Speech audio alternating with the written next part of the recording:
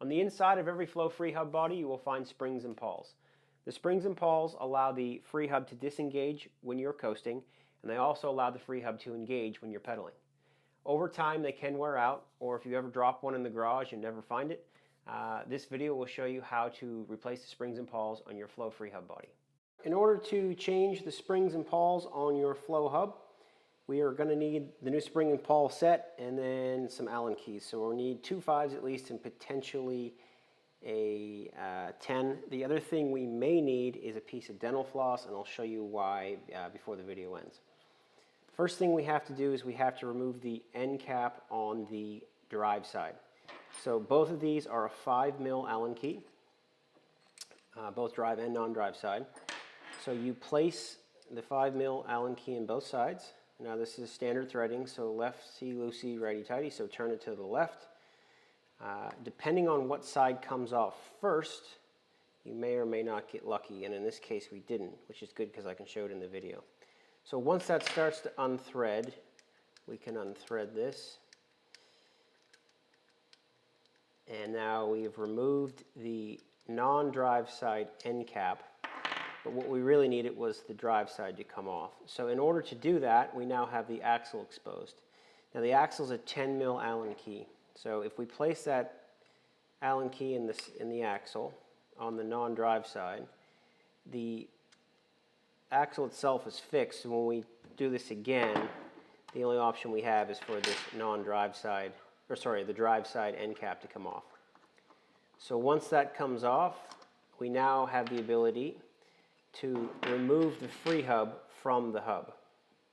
If you pull this really quick and there's glue in there or grease in there, what can happen is the pawls and the springs can get stuck and then they'll fall out right away. So I always like to sort of do this slowly.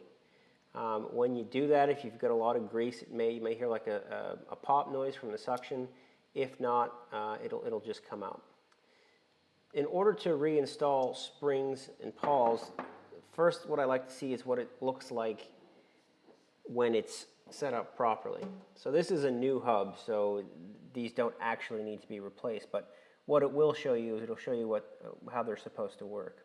So if you look here, you can see that this is the pawl, which is the metal piece, and then there's a spring that's placed in there. So as I push this, it compresses that spring, and as I let it go, it comes back out. On the inside of the hub, there's a bunch of teeth in here, and as this spins around when you're coasting, these basically just do this all the way around each time they pass one of those teeth, so it freely moves.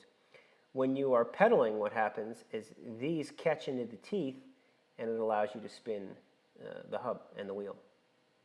So if these ever go bad, and I'll show you, these are both just in with the slot, so you can grab these pawl teeth and you can pull them out. So if you push it out, what happens is that pawl tooth will come out, and then you're left with the spring on the inside, and that spring also comes out. Now for ease in this video, I'm simply going to replace one of these, but they're all the exact same. So the first thing you want to do is you want to place the spring in. If you look at the spring, it has a short side and a long side. The short side goes closest to the inside of the Freehub body itself. So as I place this in, and they always go, if you're looking at it this way, they always go to, I'm going to spin it so I can see, to the left side. So as I place this in, it goes in the left side. So let me line that up. And you may have to compress it a little bit for it to fit in there. But once it slides in, you push it all the way down, and then that is installed. The next part can get a little bit tricky. There's a slight curve shape to this. The curve shape goes the inside, so the small side of the curve is closest to the hub body.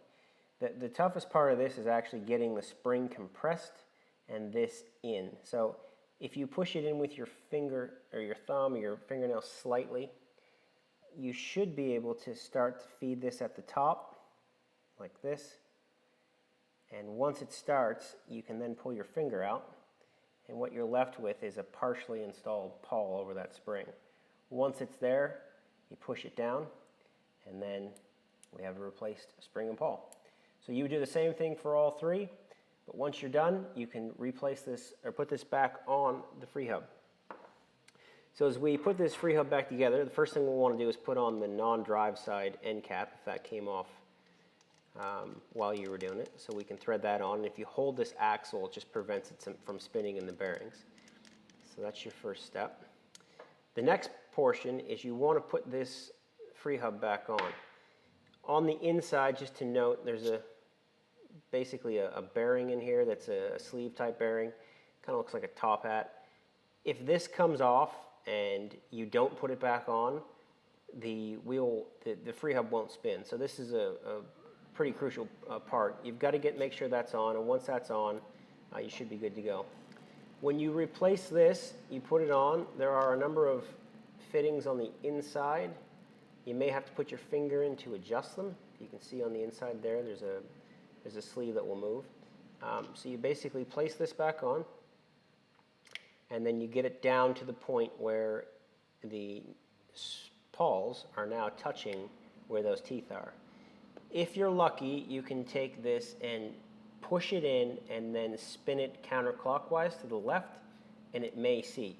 Sometimes they don't. In this case, this one doesn't. The best way to do this is you have to compress all the springs inside and the pawls. I like to use a piece of dental floss. If you wrap this around, what it does is you can tighten it once you get it on there. And once it is tightened, hold on just one sec, sorry. Once it's tightened, the Freehub pushes right back down into place. Once I get this, just one sec. So you tighten this.